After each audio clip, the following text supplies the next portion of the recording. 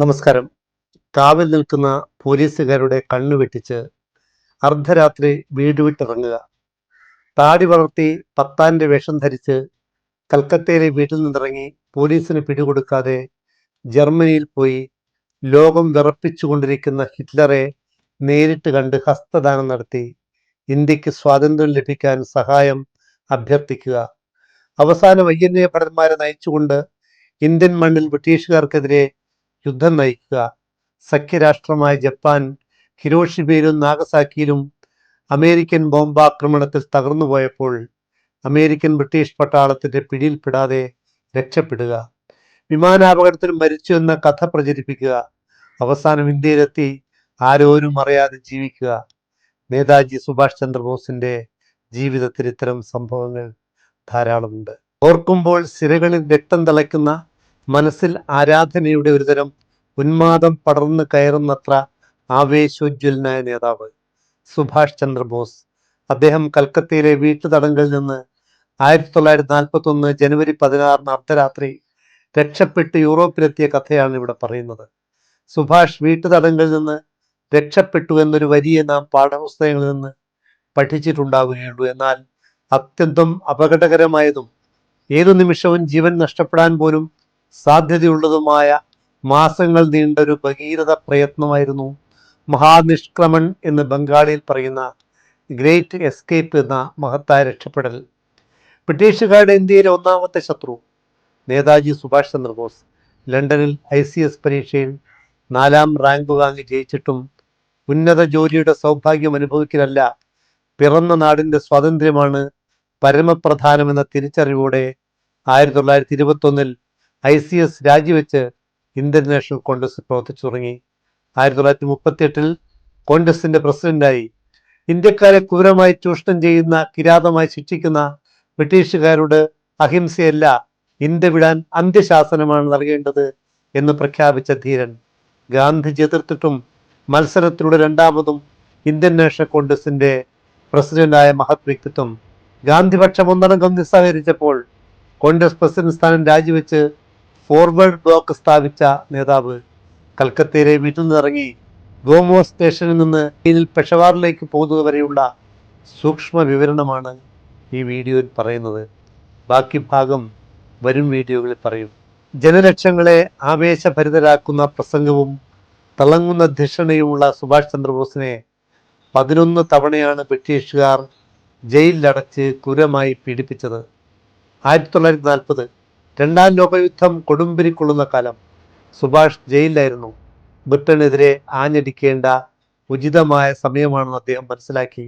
താനിങ്ങനെ ജയിലിൽ കിടന്നാൽ ഒന്നും നടക്കില്ല. അതുകൊണ്ടാണ് തന്നെ ജയിലിൽ നിന്ന് വിട്ടയക്കണമെന്ന് ആവശ്യപ്പെട്ടുകൊണ്ട് അദ്ദേഹം 1940 നവംബർ 29 അനിശ്ചിതകാല നിരാഹാര സമരം ജയിലിൽ തുടങ്ങിയത്. ഒരാഴ്ച കൊണ്ട് നേതാജിയുടെ ആരോഗ്യനില അങ്ങേയറ്റം വഷളായി. ജയിലിൽ അദ്ദേഹം മരിച്ചു പോകുമെന്ന് ബ്രിട്ടീഷുകാർ ഭയന്നു. അതുകൊണ്ട് മോചിപ്പിക്കാൻ തീരുമാനിച്ചു. ആരോഗ്യനില മെച്ചപ്പെട്ടു കഴിഞ്ഞാൽ വീണ്ടും അറസ്റ്റ് ചെയ്യാമെന്നായിരുന്നു അവർ കണക്ക് കൂട്ടിയത്.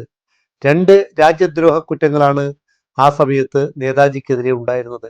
ഒന്ന്, ഫോർവേഡ് ബ്ലോക്കിൽ എഴുതിയ ലേഖനത്തിലെ പരാമർശം. മറ്റൊന്ന്, കൊൽക്കത്തയിൽ നടത്തിയ ഒരു പ്രസംഗം. കോടതിയിൽ ഹാജരാകാൻ പോലും നേതാജിയുടെ ശാരീരികാവസ്ഥ അനുവദിച്ചില്ല. മെഡിക്കൽ സർട്ടിഫിക്കറ്റ് ഹാജരാക്കിയതിനെ തുടർന്ന് അദ്ദേഹത്തിന് ജാമ്യം ലഭിച്ചു. 1940 ഡിസംബർ 5 കൽക്കത്ത എൽജിൻ റോഡിലെ 38/2 നമ്പർ വീട്ടിലെത്തി. ഇന്ത്യയിൽ നിന്നതുകൊണ്ട് ഇനി ഒന്നും ചെയ്യാൻ കഴിയില്ല, ഇന്ത്യക്ക് സ്വാതന്ത്ര്യം നൽകില്ലെന്ന് ബ്രിട്ടീഷ് പ്രധാനമന്ത്രി ചർച്ചിൽ പ്രഖ്യാപിച്ചു കഴിഞ്ഞു. ഈ അവസരത്തിൽ രാജ്യം വിട്ട് ബ്രിട്ടന്റെ ശത്രുരാജ്യങ്ങളുടെ സഹായം തേടി ബ്രിട്ടനെ ഇന്ത്യയിൽ നിന്ന് തുരത്തണമെന്ന് നേതാജി തീരുമാനിച്ചു. അതിനുള്ള സൂക്ഷ്മമായ ഒരുക്കങ്ങൾ തുടങ്ങി. ഇന്ന് നേതാജി ഭവനായി അറിയപ്പെടുന്ന ആ വീടിന്റെ 1ാമത്തെ നിലയിലെ കിടപ്പുമുറിയിൽ നിന്ന് പുറത്തു വരാതായി. സന്ദർശകരെ നിരോധിച്ചു. അദ്ദേഹത്തിന്റെ ബെഡ്റൂമിലേക്ക് ആർക്കും പ്രവേശനമില്ല. താടി വളർത്താൻ തുടങ്ങി. നേതാജിയുടെ വിശാലമായ കിടപ്പുമുറിയിൽ ഒരു ടെന്റ് കൂടി കെട്ടി ആർക്കും അദ്ദേഹത്തെ കാണാൻ കഴിയാതായി. അമ്മ പ്രഭാവതിക്ക് പോലും. ഭക്ഷണം സമയത്ത് മുറിയിലെത്തിക്കും. പരിപൂർണ ഏകാന്തതയിൽ ചില മതപരമായ ചടങ്ങുകൾ നടത്തേണ്ടതുകൊണ്ടാണ് അങ്ങനെ ചെയ്തതെന്നാണ് വിശദീകരിച്ചത്. ആകെ ബന്ധമുണ്ടായിരുന്നത് ജ്യേഷ്ഠൻ ശരത്ചന്ദ്ര ബോസ്, അദ്ദേഹത്തിന്റെ ഭാര്യ വിഭാവതി, ഇള എന്ന അനന്തരവൾ, പിന്നെ ശരത്ചന്ദ്ര ബോസിന്റെ മകൻ ശിശിർ കുമാർ ബോസ് എന്നിവരുമായി മാത്രം. 25 പോലീസുകാർ വീടിന് ചുറ്റിലും കാവലുണ്ടായിരുന്നു. എൽജിൻ റോഡ് ജംഗ്ഷനിലും വുഡ്ബേൺ പാർക്ക് പരിസരത്തും യൂണിഫോമിൽ 24 മണിക്കൂറും പോലീസ് കാവൽ നിന്നു. മഫ്റ്റിയിൽ വേറെയും. വീട്ടിലേക്ക് വരുന്നവരെയും പോകുന്നവരെയും നിരീക്ഷിച്ചു.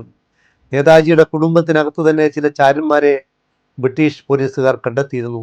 വീട്ടിനകത്ത് എന്ത് നടക്കുന്നു എന്നറിയുകയാണ് ലക്ഷ്യം. ശരത്ചന്ദ്ര ബോസിന്റെ ഓഫീസ് ജീവനക്കാരൊരാൾ അത്തരക്കാരനായിരുന്നു.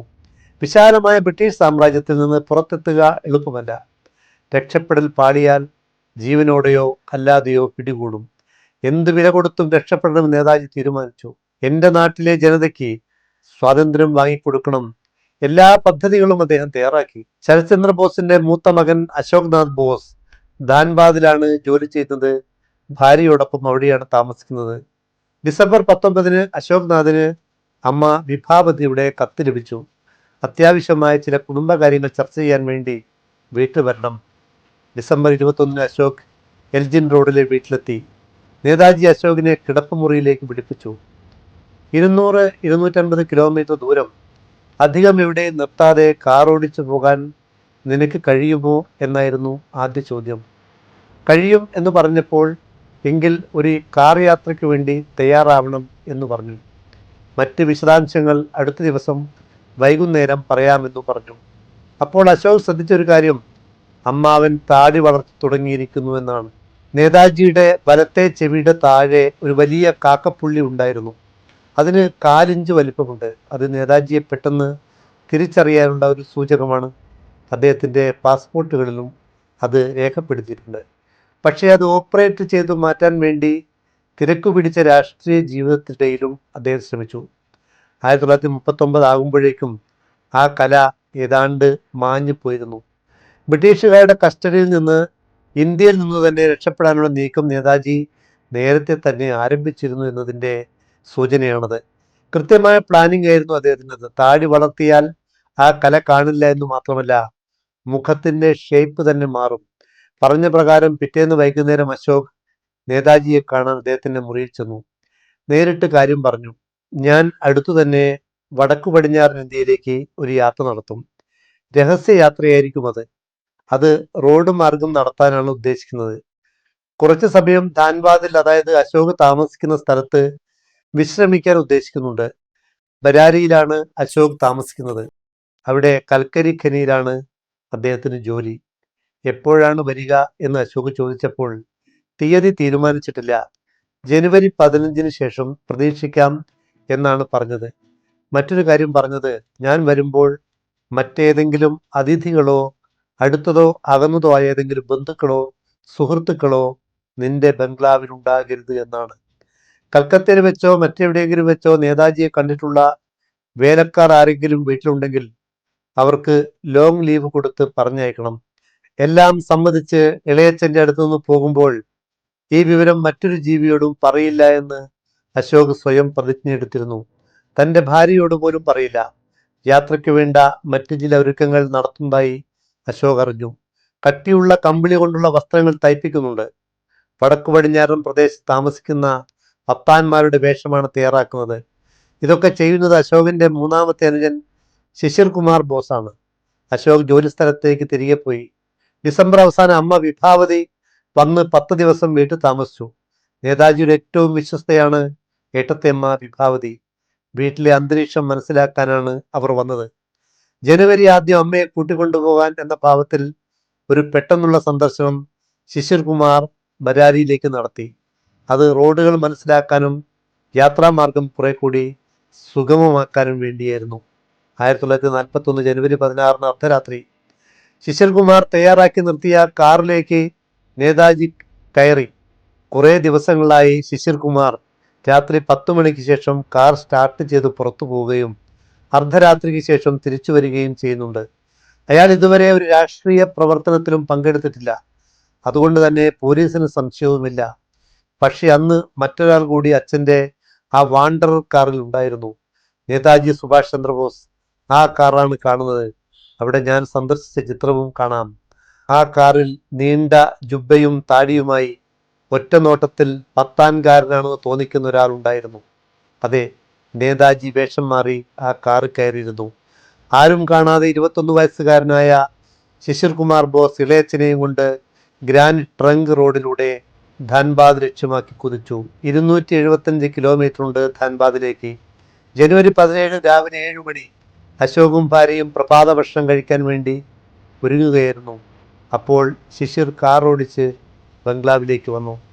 കാറിൽ നിന്നിറങ്ങി അശോകനോട് സ്വകാര്യമായി പറഞ്ഞു, അങ്കിളിനെ കൊണ്ടുവന്നിട്ടുണ്ട്, കുറച്ചപ്പുറം ഇറക്കിയിട്ടുണ്ട്, നടന്നു വരുന്നുണ്ട്, ഇപ്പോൾ എത്തും. ഒന്നിച്ച് വന്നാൽ വീട്ടിലെ വേലക്കാർക്ക് സംശയമുണ്ടായാലോ? ബംഗ്ലാവിലേക്കുള്ള വഴി ശിശിർ കൃത്യമായി പറഞ്ഞു കൊടുത്തിരുന്നു. അശോകിൻ്റെ ഭാര്യയോട് എന്തു പറയുമെന്ന കാര്യം അവർ ആലോചിച്ചു. ഭാര്യയ്ക്ക് ഇതിനെക്കുറിച്ച് ഇപ്പോൾ ഒന്നും അറിയില്ല. എന്തായാലും ഭാര്യയോട് കാര്യം തുറന്നു പറയാൻ അവർ തീരുമാനിച്ചു. വരാനിരിക്കുന്ന ഗസ്റ്റ് ആരാണെന്നും പരമരഹസ്യമായിരിക്കണമെന്നും അവരോട് പറഞ്ഞു. ഒരു അപരിചിതനോട് സംസാരിക്കുന്നത് പോലെ ആയിരിക്കണം.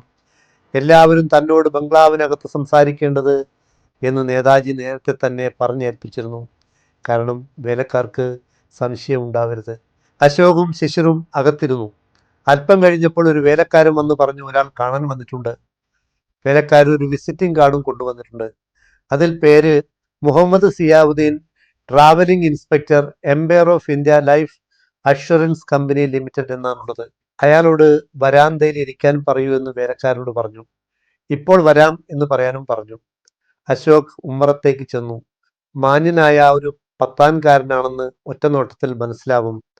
മുഹമ്മദ് സിയാവുദ്ദീൻ പെട്ടെന്ന് എഴുന്നേറ്റ് സ്വയം പരിചയപ്പെടുത്തിക്കൊണ്ട് ഇംഗ്ലീഷിൽ പറഞ്ഞു, ലൈഫ് ഇൻഷുറൻസിൻ്റെ ആകർഷകമായ ചില സ്കീമുകൾ പരിചയപ്പെടുത്താൻ വേണ്ടി ഞാൻ കൽക്കരി ഖനികളിലെ ഡയറക്ടർമാരെയും എക്സിക്യൂട്ടീവുകളെയും കാണുന്നുണ്ട്, അതുകൊണ്ട് വന്നതാണ്.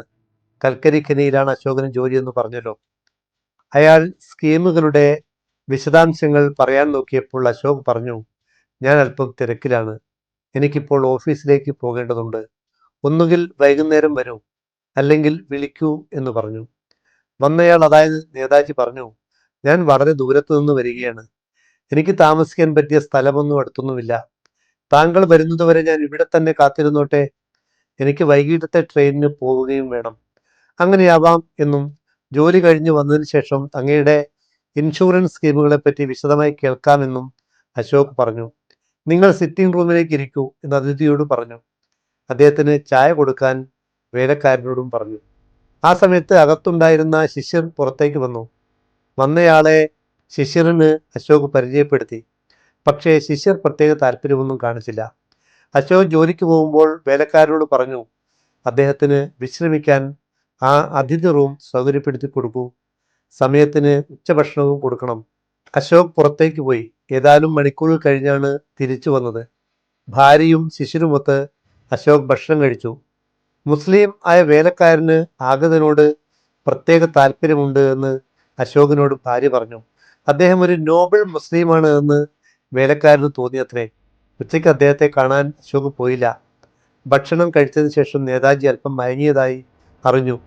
ഉച്ചഭക്ഷണത്തിന് ശേഷം വേലക്കാരൊരു ഫർലോങ് അകലെയുള്ള അവരുടെ ക്വാർട്ടേഴ്സിലേക്ക് വിശ്രമിക്കാൻ പോയി.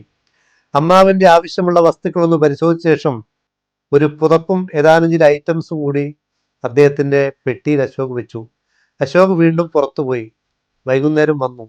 ഇപ്പോൾ കാര്യങ്ങൾ സംസാരിക്കാമെന്ന് ആഗതനോട് പറഞ്ഞു. വരാന്തയിൽ ഇരുന്നു. ചായ കൊണ്ടുവരാൻ വേലക്കാരനോട് പറഞ്ഞു. ശിശിർ ചില മാസികകൾ മറിച്ചു നോക്കിക്കൊണ്ട് വെയിറ്റിംഗ് റൂമിലിരുന്നു. അശോകിൻ്റെ ഭാര്യ അകത്തു തന്നെയായിരുന്നു. നേതാജിയുമായി അശോക് സംഭാഷണം ഇംഗ്ലീഷിൽ തുടർന്നു. വേലക്കാർക്ക് ഇംഗ്ലീഷ് അറിയില്ല. അസൻസോൾ സ്റ്റേഷനിൽ നിന്ന് തീവണ്ടിയിൽ കയറാമെന്നായിരുന്നു നേതാജി വിചാരിച്ചിരുന്നത്. അശോക് പറഞ്ഞു, അസൻസോളിൽ നിന്ന് തീവണ്ടി കയറുന്നതിനേക്കാൾ നന്നാവുക ഗോമോ സ്റ്റേഷനിൽ നിന്ന് കയറുന്നതാണ്. കാരണം അസൻസോൾ ഒരു വലിയ സ്റ്റേഷനാണ്. ഈസ്റ്റ് ഇന്ത്യൻ റെയിൽവേയുടെ ഹെഡ് ക്വാർട്ടേഴ്സാണത്. എല്ലാ സമയത്തും ജനത്തിരക്കുണ്ടാവും. രാത്രിയോ പകലോ എന്ന വ്യത്യാസമില്ലാതെ ഏത് സമയവും റെയിൽവേ പോലീസിൻ്റെ നിരീക്ഷണവും ഉണ്ടാവും. എന്നാൽ ഗോമോ അങ്ങനെയല്ല, ചെറിയ സ്റ്റേഷനാണ്, ജനത്തിരക്കുണ്ടാവില്ല, ആ വണ്ടിയിൽ പോകാനുള്ള യാത്രക്കാർ മാത്രമേ ഉണ്ടാവൂ. അത് നേതാജിക്ക് സ്വീകാര്യമായി. ഡൽഹി കൽക്ക മെയിലിൽ ഗോമോ സ്റ്റേഷനിൽ നിന്ന് കയറാമെന്ന് അദ്ദേഹം സമ്മതിച്ചു. ഇക്കാര്യം അശോക് ശിശിറിനെ അറിയിച്ചു. അശോകും സ്റ്റേഷനിലേക്ക് അവരെ അനുഗമിക്കും. കാരണം ശിശിറിന് വഴി അത്ര പരിചയമില്ല. ഭാര്യയെ കൂടെ കൂട്ടണമോ എന്നതായി അലട്ടുന്ന ചിന്ത. ഭാര്യയെ കൂടെ കൂട്ടുന്നതാണ് നല്ലതെന്ന് അശോക് നേതാജിയോട് പറഞ്ഞു. അദ്ദേഹം അത് സമ്മതിച്ചു. സന്ദർശകന് പെട്ടെന്ന് ഭക്ഷണം കൊടുക്കാൻ വേലക്കാരനോട് പറഞ്ഞു. അദ്ദേഹത്തിന് തീവണ്ടിയിൽ പോകണം. അശോകും മറ്റും ഡിന്നർ ആ സമയത്ത് കഴിക്കുന്നുണ്ടായിരുന്നു. അത് പതിവിലും നേരത്തെയായിരുന്നു. ശിശിറിന്റെ കൂടെ ഒരു പാർട്ടിക്ക് പോകാനുണ്ട് എന്നാണ് വേലക്കാരനോട് പറഞ്ഞത്. ഭക്ഷണം കഴിച്ച് അവർ പുറത്തേക്ക് വന്നു. നേതാജി പെട്ടിയും എടുത്ത് ഇറങ്ങി. സന്ദർശകനെ അവർ യാത്രയാക്കി. അതൊക്കെ വേലക്കാർ നോക്കുന്നുണ്ടായിരുന്നു. 1 കിലോമീറ്റർ അകലെയുള്ള ടാക്സി സ്റ്റാൻഡിൽ പോയി ടാക്സി പിടിക്കാമെന്ന് പറഞ്ഞ് അദ്ദേഹം ഇറങ്ങി നടന്നു. അരമണിക്കൂർ കഴിഞ്ഞാണ് അശോകും ശിശിറും ഭാര്യയും നേതാജിയെ വഴിയിൽ വെച്ച് കാറിൽ കയറ്റിയത്. ഗ്രാൻഡ് ട്രങ്ക് റോഡിലൂടെ വണ്ടി ഓടി. ഗോമോ സ്റ്റേഷനാണ് ലക്ഷ്യം. സ്റ്റേഷനടുത്തെത്തിയപ്പോൾ കാർ നിർത്തി. വിജനമായ സ്ഥലമാണ്. തീവണ്ടി അർദ്ധരാത്രിയെ വരൂ, ധാരാളം സമയമുണ്ട്. അപ്പോൾ കാറിലിരുന്ന് അവർ പല കാര്യങ്ങളും സംസാരിച്ചു. ഇന്ന് ഗോമോ സ്റ്റേഷന്റെ പേര് നേതാജി സുഭാഷ് ചന്ദ്രബോസ് റെയിൽവേ സ്റ്റേഷൻ എന്നാണ്. ഡൽഹിയിൽ എത്തുന്നതിന് മുമ്പുള്ള ഏതെങ്കിലും സ്റ്റേഷനിൽ ഇറങ്ങും. അവിടെ നിന്ന് ഫ്രോണ്ടിയർ മെയിലിൽ പെഷവാറിലേക്ക് പോകുമെന്നും നേതാജി പറഞ്ഞു. കാബൂൾ വഴി മോസ്കോയിലേക്ക് പോവുകയാണ് ലക്ഷ്യം. അടുത്ത 8-9 ദിവസത്തേക്ക് ഇത് അതീവ രഹസ്യമായിരിക്കണമെന്ന് നേതാജി അവരോട് പ്രത്യേകം പറഞ്ഞു. അപ്പോഴത്തേക്കും ബ്രിട്ടീഷ് ഇന്ത്യ ഗവൺമെന്റിന്റെ പരിധിയിൽ നിന്ന് അപ്പുറം കടക്കാൻ കഴിഞ്ഞേക്കും എന്നാണ് നേതാജിയുടെ കണക്കുകൂട്ടൽ. അതിനു മുമ്പ് അറിഞ്ഞാൽ അവർ പിടികൂടും, ചിലപ്പോൾ വധിക്കും. രാജ്യദ്രോഹ കുറ്റങ്ങളുടെ പേരിൽ ജനുവരി 27-നാണ് ഈ കോടതിയിൽ ഹാജരാകേണ്ടത്. എന്തായാലും അന്ന് നേതാജി സ്ഥലത്തില്ല എന്ന കാര്യം എല്ലാവർക്കും ബോധ്യമാകും എന്ന് അവർ കണക്കുകൂട്ടി. കഴിഞ്ഞ തവണ മെഡിക്കൽ സർട്ടിഫിക്കറ്റിൽ ജാമ്യം അനുവദിച്ച മജിസ്ട്രേറ്റ് അടുത്ത തവണ നേരിട്ട് വരണമെന്ന് പ്രത്യേകം പറഞ്ഞിട്ടുണ്ട്. ഞാൻ രക്ഷപ്പെട്ടു കഴിഞ്ഞാൽ പോലീസിന്റെ ഭാഗത്തു നിന്ന് അതിഗുരുതരമായ പ്രത്യാഘാതങ്ങൾ ഉണ്ടാകുമെന്ന് നേതാജി ഓർമ്മിപ്പിച്ചിരുന്നു. അവർ സ്റ്റേഷനിലേക്ക് നീങ്ങി. 1/2 കിലോമീറ്റർ ഇപ്പുറത്ത് നേതാജി ഇറക്കി. പിന്നീട് സ്റ്റേഷന്റെ അടുത്തേക്ക് കാറിൽ പോയി. കാർ നിർത്തി അവർ കാത്തിരുന്നു. ഇളയച്ചൻ ടിക്കറ്റ് കൗണ്ടറിന് അടുത്തേക്ക് നടന്നു പോകുന്നതും പ്ലാറ്റ്ഫോമിലേക്കുള്ള ഓവർബ്രിഡ്ജ് കയറിപ്പോകുന്നതും അവർ കണ്ടു. ഡൽഹി കൽക്ക മെയിൽ സ്റ്റേഷനിലേക്ക് വരുന്നതും അവർ നോക്കി നിന്നു. തീവണ്ടി പോയാലും അരമണിക്കൂർ കാത്തു നിൽക്കണമെന്ന് നേതാജി പറഞ്ഞുറപ്പിച്ചിരുന്നു. തീവണ്ടിയിൽ സുരക്ഷിതമായി കയറി എന്ന് ഉറപ്പാക്കാൻ വേണ്ടിയാണ്. എന്തെങ്കിലും പ്രതികൂല സാഹചര്യം ഉണ്ടായാൽ അദ്ദേഹം കയറില്ല. അങ്ങനെ അരമണിക്കൂറിന് ശേഷം അവർ ഗോമോ സ്റ്റേഷനോട് യാത്ര പറഞ്ഞു. നേതാജി ഡൽഹിയിലേക്ക് പോയി. അവിടെ നിന്ന് പെഷവാറിലേക്കും. കഠിന യാത്രകൾ തുടങ്ങുന്നത് ഇനിയാണ്. കൽക്കത്തയിൽ എന്ത് സംഭവിച്ചു? അഫ്ഗാൻ ഗോത്രവർഗ മേഖലകളിൽ ആരാണ് നേതാജിയെ സഹായിച്ചത്? കാബൂളിൽ കഠിന പരീക്ഷണങ്ങൾ എങ്ങനെ അദ്ദേഹം അതിജീവിച്ചു? അതൊക്കെ നമുക്ക് അടുത്ത വീഡിയോകളിൽ പറയാം. അഭിപ്രായങ്ങൾ എഴുതുമല്ലോ. സബ്സ്ക്രൈബ് ചെയ്യാനും അപേക്ഷ. നന്ദി.